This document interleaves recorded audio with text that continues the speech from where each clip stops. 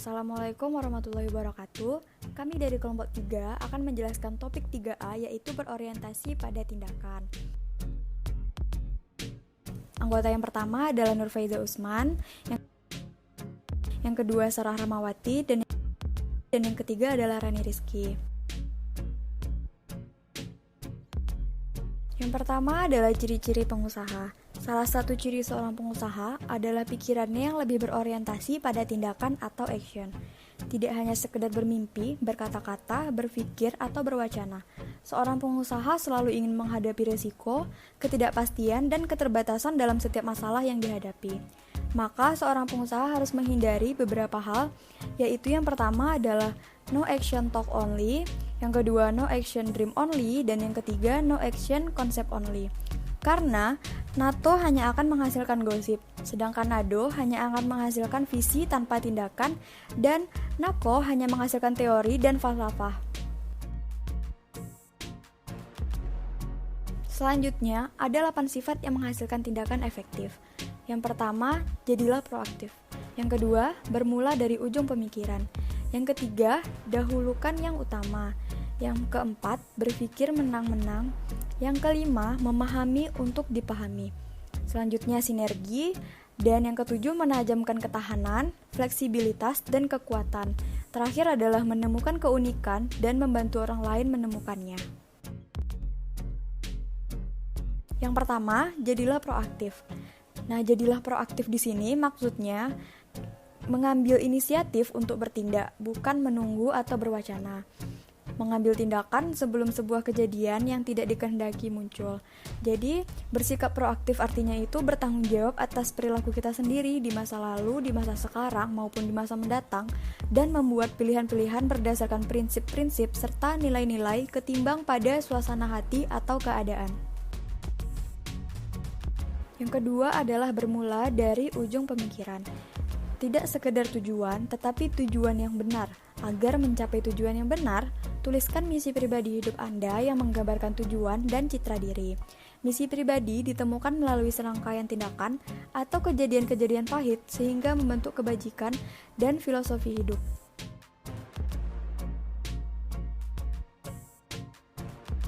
Kebajikan dapat diperoleh melalui tahapan berikut. Yang pertama adalah penginderaan fisik, yang kedua pengalaman hidup, yang ketiga keilmuan, validity atau reality, dan yang keempat kebajikan. Untuk hal-hal selanjutnya akan dijelaskan pada slide berikutnya. Oke, saya Sarah akan melanjutkan presentasi dari rekan saya. Penginderaan manusia tingkat 1, mulai dari bayi melalui stimulus temperatur, panas, hangat, dingin. Kedua, gerakan-gerakan. Yang ketiga, konsep. Yang keempat, bahasa tubuh. Kemudian, penginderaan manusia tingkat 2 dan 3. Agar mempunyai intuisi, matangkan panca indera dengan pengalaman. Yang pertama, maksimalisasi atau optimalisasi penginderaan dengan pengalaman lapangan. Yang kedua, sinkronisasi pikiran. Yang ketiga, indera keenam diaktifkan. Yang keempat, action. Kemudian penginderaan manusia tingkat 4 merupakan tahapan tertinggi, tahapan penerapan pengetahuan dengan kebijakan, membuat kepemimpinan seseorang lebih dari sekedar pemimpin biasa. Magnet yang berisi visi, hope, and inspirasi. Dahulukan hal yang utama. Jadikanlah kebiasaan ini berkaitan dengan sikap mengedepankan prioritas, bisa membedakan antara urgent dan penting. Urgent situasi yang mendesak, sedangkan penting membutuhkan perhatian yang besar.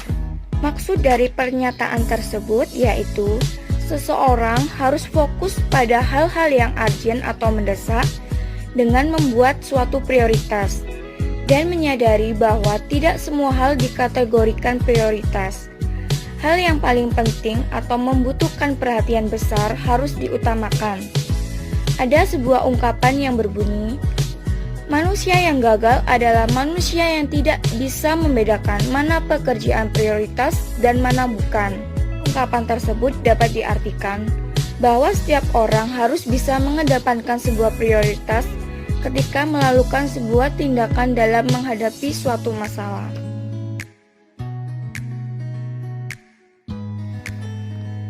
Berpikir menang-menang. Berwirausaha pada dasarnya adalah berupaya untuk memenangkan kehidupan. Win-win, win-lose, lose-lose. Jika saya menang, Anda kalah atau rugi, saya hanya menang sekali saja. Jika saya kalah, Anda menang, hanya bisa menang sekali saja. Jika saya kalah, Anda juga kalah. Buat apa kita bikin kerjasama ini? Jika saya menang, Anda juga menang. Kita akan berjalan beriringan, saling memperbaiki, dan kekal abadi. Maksud dari pernyataan itu adalah berwirausaha pada dasarnya upaya untuk memenangkan kehidupan dalam kehidupan sehari-hari. Anda akan berhadapan dengan persaingan dan memerlukan kerjasama dari para pendukung Anda. Mereka adalah keluarga Anda, karyawan Anda, manajer, investor, bank, konsultan, para pemasok, dan penyalur produk-produk atau jasa Anda. Dan tentunya saja konsumen, nasabah, klien, atau pelanggan-pelanggan Anda. Manusia yang efektif akan selalu bersikap win-win. Mereka berusaha agar semua pihak mencapai kondisi akhir yang baik. Memahami untuk dipahami. Maksudnya adalah memahami apa yang orang lain sampaikan, kemudian baru sebaliknya. Mereka akan memahami kita demi terciptanya komunikasi yang lancar dan inti yang dibicarakan tersampaikan. Jadi, seorang wirausaha haruslah 1. Memiliki keterbukaan open mind untuk mendengarkan dan tidak cepat-cepat menolak, berargumentasi, atau melawan atas apa yang didengar dari pihak lain. Yang kedua, kebiasaan mendengarkan dan memikirkannya. Yang ketiga, ada usaha menempatkan diri kita pada posisi orang lain. Dengan memahami seseorang, tentunya kita akan memulai komunikasi sejati dan membangun hubungan yang baik. Sinergi. Seorang wirausaha yang pertama harus mencari sinergi, yaitu suatu total yang lebih besar dari penjumlahan elemen-elemen tunggalnya. Misalnya ada dua pihak A dan pihak B, dan masing-masing bekerja sendiri-sendiri.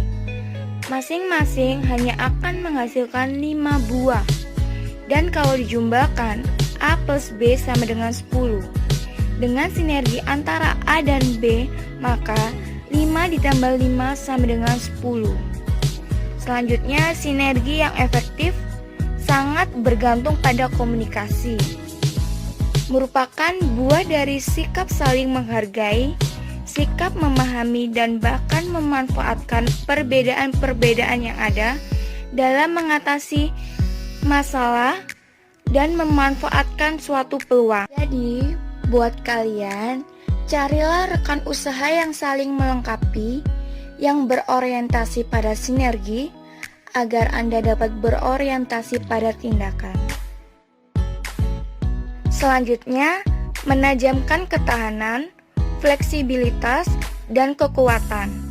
Upaya yang dapat kita lakukan yaitu yang pertama, memberi makanan pada jiwa melalui kegiatan spiritual, hidup yang seimbang, lakukan meditasi, bacalah buku-buku self-help yang membangkitkan semangat kita, atau mendengarkan musik yang menggairahkan.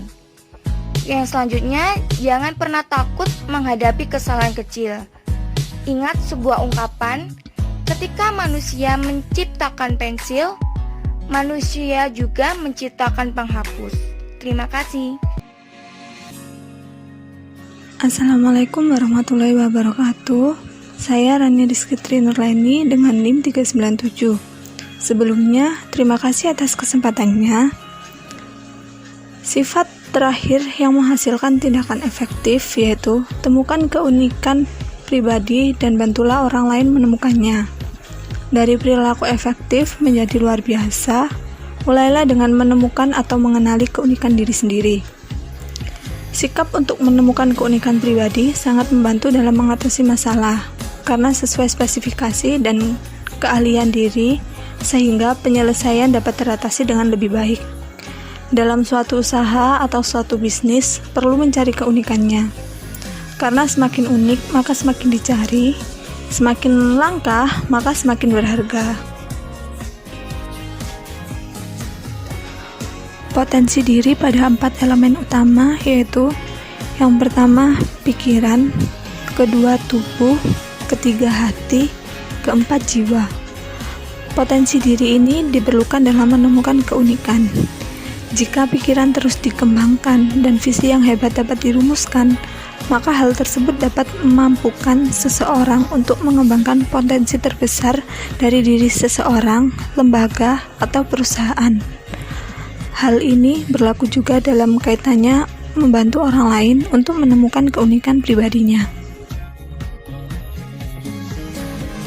Selanjutnya yaitu perencanaan dan tindakan. Setiap orang memiliki perencanaan dalam hidupnya, khususnya dalam berusaha. Rencana akan menjadi mimpi yang tidak akan terwujud tanpa adanya tindakan. Keberanian mengambil tindakan ada pada seseorang yang mantap dalam menentukan nilai hidupnya. Wirausaha harus cepat mengambil suatu keputusan agar dapat menggunakan kesempatan sebaik-baiknya. Wirausaha yang ingin maju dalam bisnisnya harus dapat memutar akal dan mengandalkan intuisi, ide-ide yang penuh kreatif dan inovatif. Mereka juga harus memandang persoalan dalam konteks yang lebih luas, sambil mengingat bahwa keputusan-keputusan utama akan mempunyai akibat-akibat jangka panjang atas operasi bisnisnya. Pedoman untuk membuat keputusan. Kuncinya yaitu yang pertama, terlebih dahulu tentukan fakta-fakta dari persoalan yang sudah dikenal. Kedua, identifikasi bidang manakah dari persoalan-persoalan yang tidak berdasarkan fakta. Di bidang inilah seorang wirausaha harus menggunakan logika, penalaran, dan intuisinya untuk membuat keputusan. Ketiga, keberanian dan antusiasme sangat diperlukan dalam menerapkan sebuah keputusan. Keempat, bersedia untuk mengambil tindakan agresif dalam menerapkan sebuah keputusan. Yang kelima, ambillah resiko yang sedang-sedang saja jika terdapat ketidakpastian yang besar. Keenam, dalam keadaan tertentu, mungkin lebih baik untuk meneruskan sesuatu yang telah berhasil pada masa lampau. Ketujuh, jauhilah keputusan-keputusan yang akan mengubah secara drastis susunan organisasi yang sekarang. Yang terakhir, keputusan perlu diuji cobakan terlebih dahulu. Sekian penjelasan dari kelompok kami. Kurang lebihnya mohon maaf. Wassalamualaikum warahmatullahi wabarakatuh.